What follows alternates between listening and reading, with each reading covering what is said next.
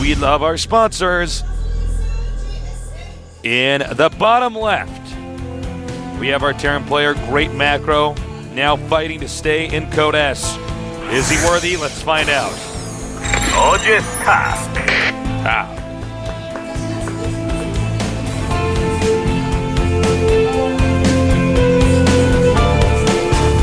You know what would be awesome is to have a Terran join that team and name himself Bottom. OGS Top versus OGS Bottom. OGS Bottom, when everyone he stands up and smacks his butt. Over here we have GSL aLive. OGS Top stands up and spins around on one foot like a ballerina. Oh wow. Dreidel, Dreidel, what? Didn't make me out of clay, tasteless. No. I think this might be one of our longer TVTs today. Crossfire is a map where it's very easy to cut the map in half. Oh, it's so easy. It could be, conversely, it could be a very short game. Yeah, we could see some sort of technical. And once again, aLive is getting a gas this game. And aLive definitely likes his Banshee play and stuff like that in this matchup if he gets that gas. I think those hiccups are finally gone. That's good. I don't like you hiccups. That was actually hell back there when I had those hiccups. I'm like, well, I have to really control how long I can have sentences, or I'm just going to be like, sound like the town drunk. All right. Barracks almost complete. Oh, almost He kills needs to that be SCV, careful. man. 10 hit points and 5 hit points, so Top has to run away. Well, we do have a factory going down for aLive quite quickly. Top is obviously going for a quick It command cracks me center. up about you, Artosis. It's like, because nobody else can see this, but I can see it, is when Artosis, like, you're not zooming around the map with the preview screen. Oh, by the way, you got the SUV. You're like zoomed in, like on a unit or like a creature walking around the map. You're like, I wonder what an Overlord looks like close up. You're like, Yeah. like examining him. I do that. Yeah, well, No, no, I mean- I take mouse zoom off when I play, so I never get to do this Yeah. unless I'm here. And like, I know what's happening. I don't need to. I can watch the production tab and commentate the game. I can actually you put can. No, you toilet absolutely paper can. over everything but the mini-map and the production tab, and I will commentate a game with more accuracy than 99.9% of everyone. Oh, yeah, man.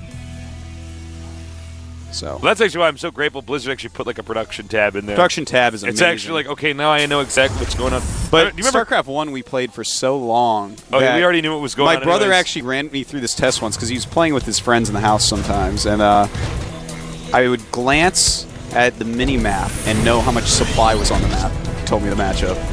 And Okay. he actually tested me over and over, and then he would like just wave me over an arm, and I'd tell him how much supply was in it. It was actually insane.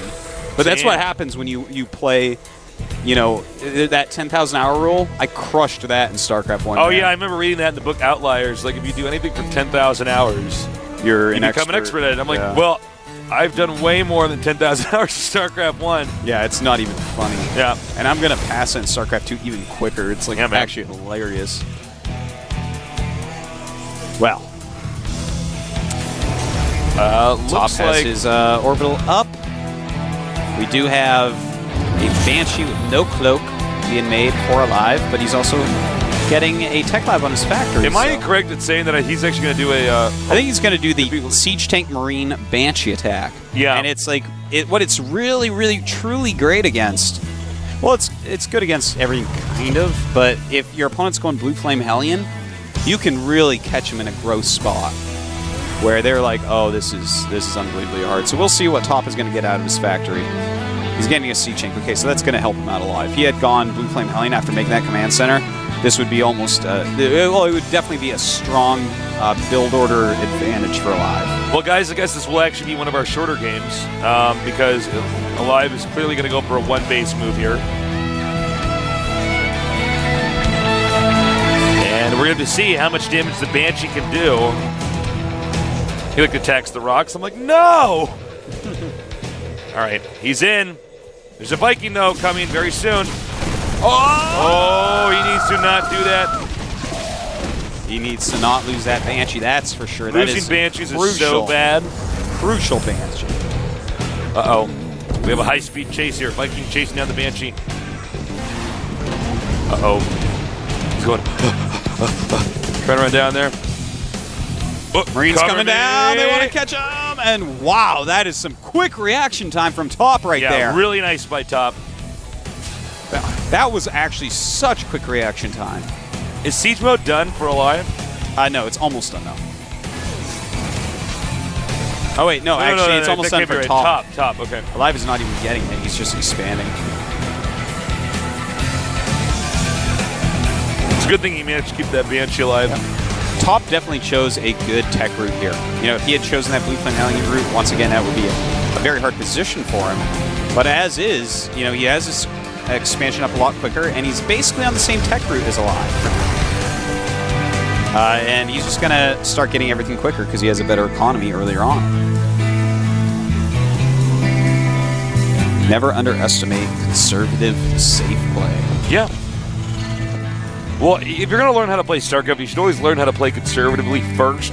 Yes. There's too many people are like, I want to play like a crazy person because I like that style. It's like, well, that's fine, but you have to understand how conservative play operates before you can understand how to properly play risky play. You know what's funny, though, is you learn quicker and more from attacking for a while. This is actually a funny thing. This is what I did when the beta came out. I was actually like rushing every game for a little bit because it gave me so much information on unit interactions and what was safe and what was not in the early game. That helped me to develop everything else. Yeah, but you're absolutely right. And then But no, what you're saying is correct, Aces. I'm just throwing out a little funny anecdote.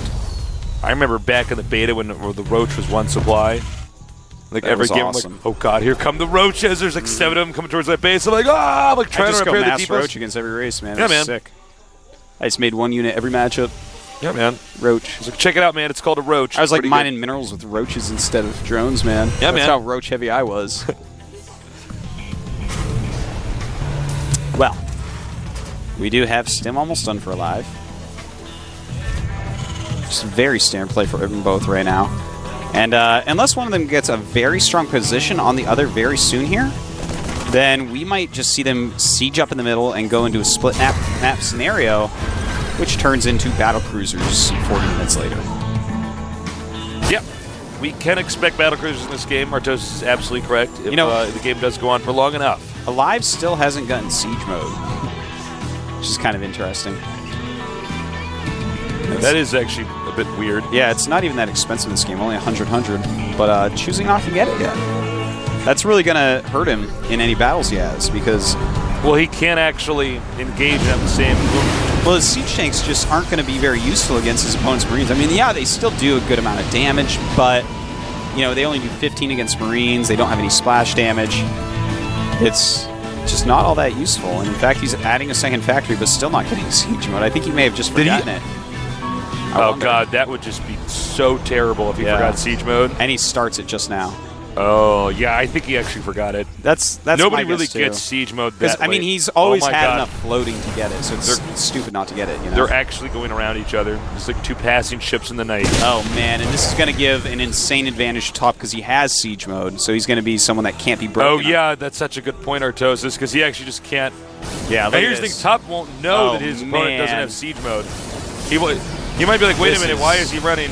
And here we go, aLive stimming up the ramp, and a nice flank by aLive. Very good flank, really helping him out. His siege tanks definitely will be able to clean up everything too, and that was the flank just completely did it for aLive. Beautiful play there, but the supply still in the favor of Top after This is all that that. Top macro we always talk about. aLive lost a lot of SCVs there, though. He's down to 37 against 53 of Top.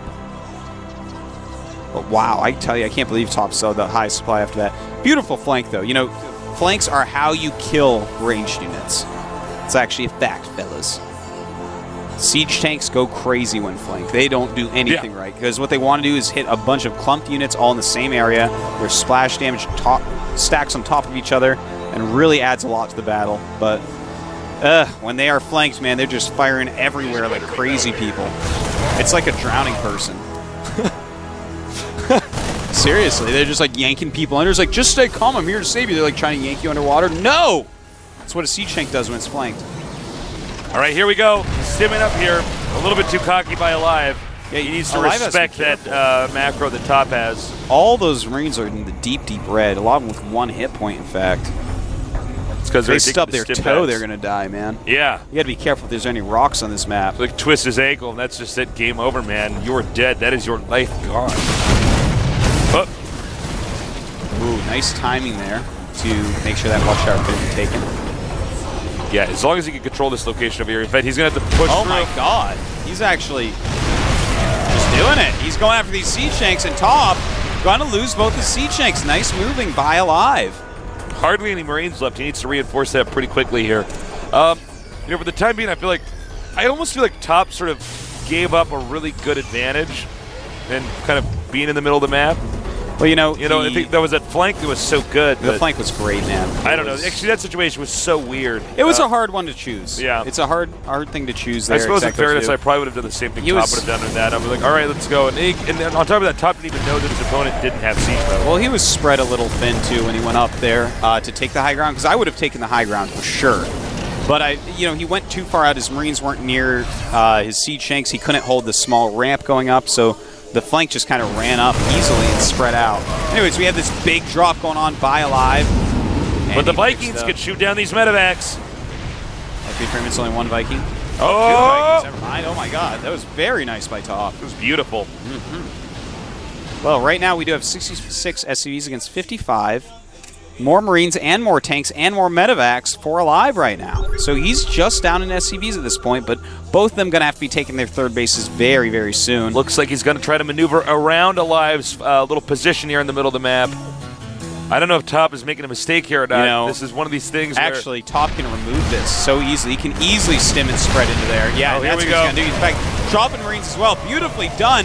aLive is stimming and running up with some additional units, but the spread Marines are going to deal with this. But actually aLive has God. too much stuff. He is going to get these siege tanks. More reinforcements coming down. Man, aLive with the timely flanks. Yeah, I mean, he got there just in time. I was on the same page as you. I thought for sure he was going to lose that battle. And then He's got... like, oh, wait a minute. Dude, no. aLive has so many flanks. He's like a 4-dimensional horse. Wow. Whoa, Artos, you are so funny. My brain, just orgasmed as you said that. It's, too funny. No, I have reverse lockjaw right now where my mouth is just open at my own joke. I'm like, oh my god, I feel so proud. It's like as you came up with the joke, you visualized yourself running up a pyramid. Running up a pyramid with a javelin to stab down the whatever, Raw in charge of it or something. Now we have the Marines and medics. Uh-oh. Again, Top seems he's got great macro, better macro than aLive, but he's not good at this positional game. And these Sim Marines are 100% going to destroy that orbital. But some of that debris almost hit me, almost flew out of the screen. Top right now, trying to enclose this army. But we might just see a big drop he's in gonna the pick main. up. Oh my god, This is dangerous, though. This is dangerous. No, he's so ninja smart. aLive's He's brain. like, LOL. Oh, I'm his outta brain here. is so sexy tasteless, knowing that Top would run into his base to stop him. But now he gets Sandwich. flanked. Oh, but the siege tanks in the high ground. Nope, never mind. Can't siege up, though, or he'll be dropped on. Oh, more Marines even coming down. This is an insane game. aLive's constant repositioning of everything is just immaculate. All right, he's going to pick up once again, but he can't move, he can't budge, because right now it's going to be pretty obvious what he's planning on doing. aLive has secured the gold base now, guys, so he's going to have a huge income. Remember, Top is on 2 bases. In fact, Top's main is mined out, correct? Top's main. Yeah, it's mined out, yeah. For all intents and purposes, both mains are mined out. Both naturals will be momentarily. But there's no additional command center for Top, so that's really painful. The gold base is up for aLive. He's making a planetary, and he's got the map positioning now. He's the one controlling the middle, even though he's down on supply.